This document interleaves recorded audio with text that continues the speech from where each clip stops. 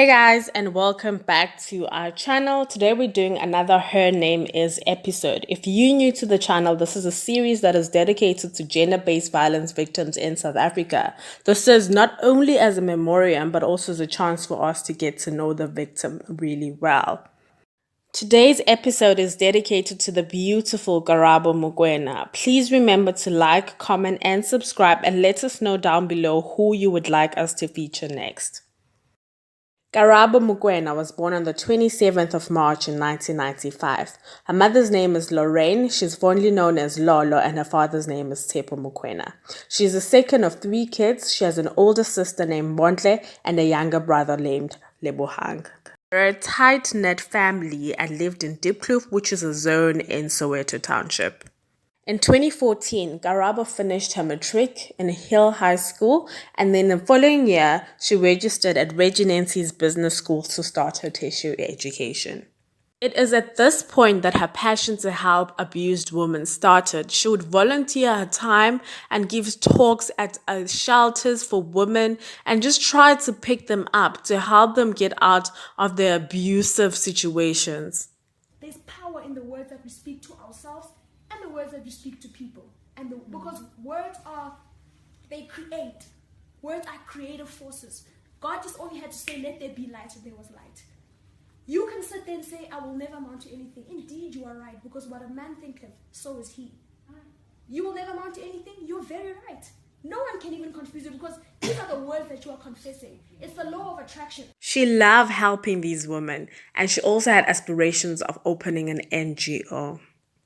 While in the process of trying to juggle a tertiary education as well as trying to open an NGO, KARABO met Sandile in October of 2016.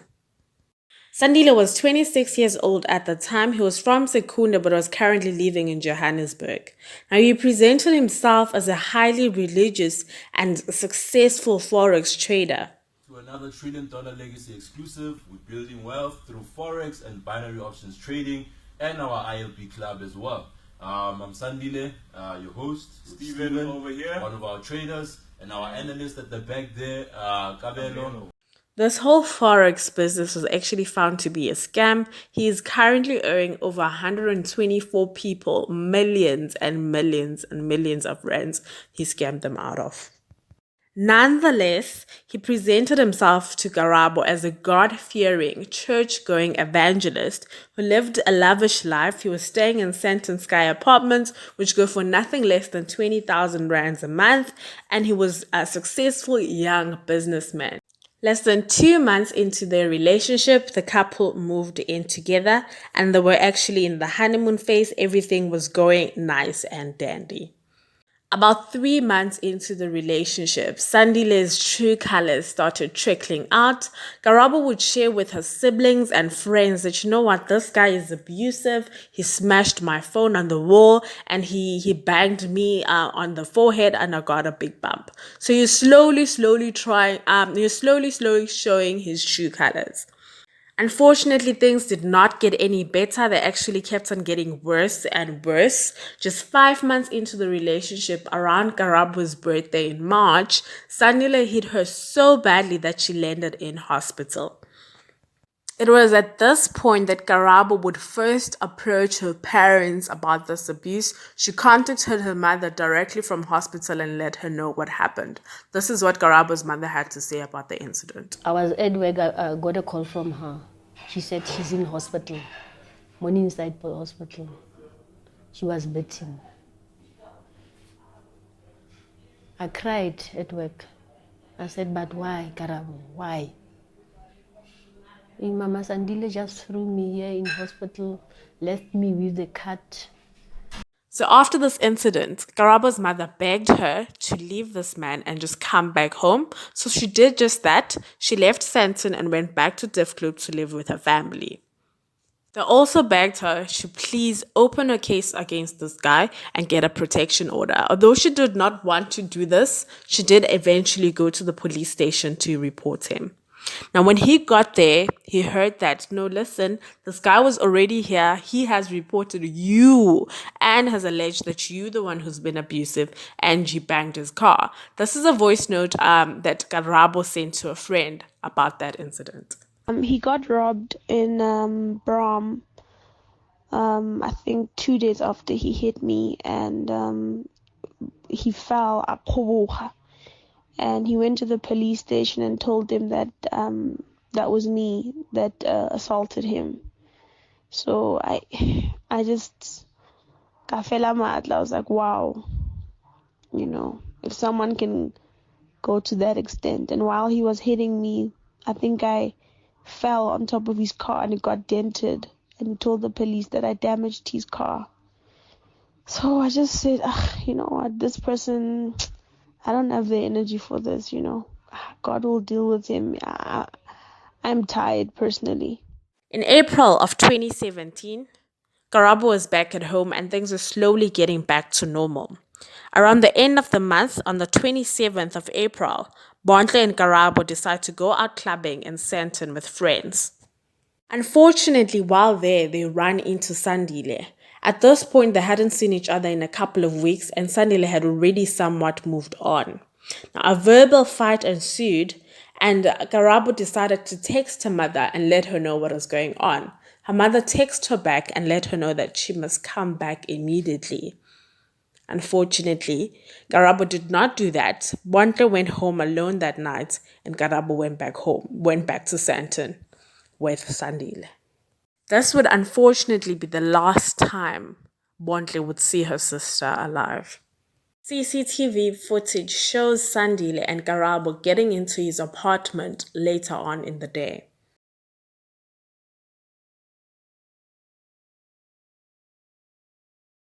So Bontle goes back home, obviously, without KARABO, and the very next day, she starts getting a little bit worried because she could not get a hold of KARABO on the phone. She later then decides that, you know what, she's going to go check up on KARABO at Sandile's apartment because he is the last person that was with her. The mother was also trying to get a hold of KARABO. On Friday, the 28th of April, she did get a hold of her, but only for a few seconds because she told her that she could not speak. He was like whispering, "No, I'm not in the right place. I'll talk to you later." And I said, "Okay, wow." And then I waited for the call. He didn't call me back. That was Friday. According to police reports, unfortunately, it is on this day that it is believed that KARABO Mokoena lost her life. The family was beginning to get more worried back at home. The uncles, the aunts, the friends, the sister, everyone was posting on social media that they are looking for KARABO Mokoena. Hashtag KARABO Mokoena started trending in South Africa and people were looking for her. The sister Bontle decided to pick up her stuff and rush to Sandton to just go check up on her sister because she knew that the last person that she had left her with was with Sandile. So she rushed to Sandton. When she got there, Sandile was not at his apartment, so she decided to just go speak to those security guys. She told them she's looking for her sister and whether they had seen her or not. And the security was like, you know what, wait here, because maintenance actually brought some ID and passport documents that belonged to a lady called KARABO. The cleaning ladies had picked it up from the trash. And as crazy as that was, it actually ended up to be KARABO's ID and passport. So this is when things started getting a little bit scary for Bontle because why was KARABO's ID in the trash? Anyway, as she was about to leave, Sandile arrives with another woman. Now, obviously, Bontle's like, have you seen my sister? Where's my sister? The last time I saw my sister was she was with you. And Sandile was dismissive and was like, listen, I don't know where your sister is. She's probably in a Lamborghini with Nigerians. And that was confusing for Bontle. So nonetheless, Bontle continues to speak with security, asked to see some CCTV footage to see what happened, when did she leave. Unfortunately, the security were like, no, we can't show you CCTV. You're not the authorities. We're not allowed to do that. So Bontle at that point decided to go back home, and she let her mother know about what happened at Sentence Sky. And together they decided, okay, now it's the time for us to go report this to the police because obviously Karabo is missing. So after the police station they get there and they meet a sergeant as well as a captain and they relay the situation to them.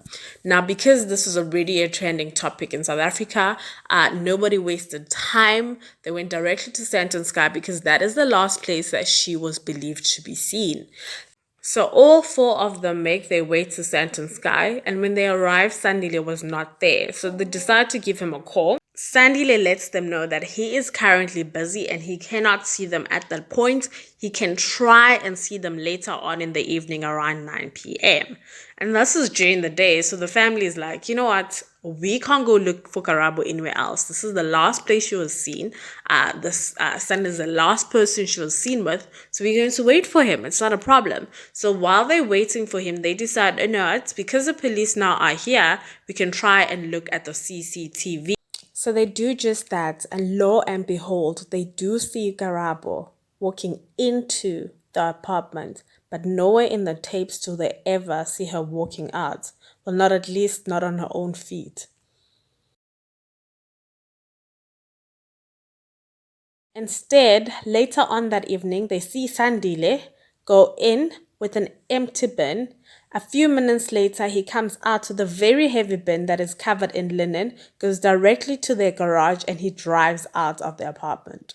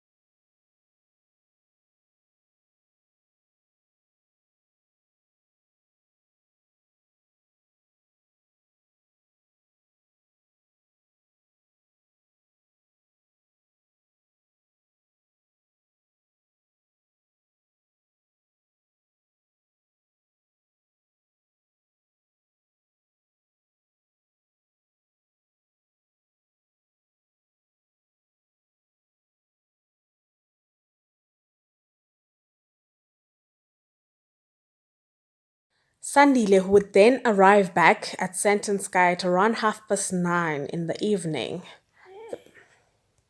They go to his room and the police casually start questioning him.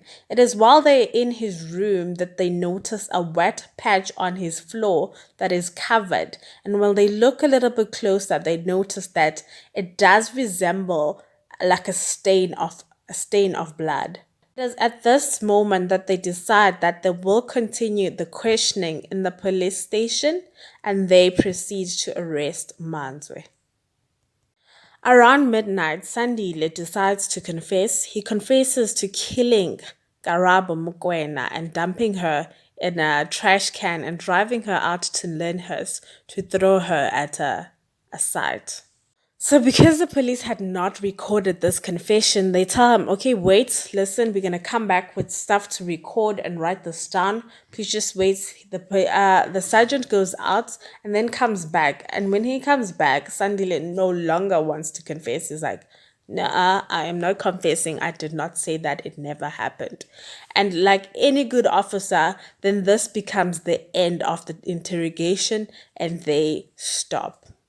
The following morning at 5 a.m., a new officer comes in to speak with Sandile. Sandile at this point has changed his story. He lets them know that yes, Karabo did pass away. Yes, he did douse her in petrol and burn her remains, but what he did not do is kill her. What happened is that he broke up with Karabo and Karabo decided to commit suicide by stabbing herself in the neck with a knife. But because he was afraid and he felt that no, people are going to think that he's the one who killed Karabo, he decided to burn her remains and throw her away.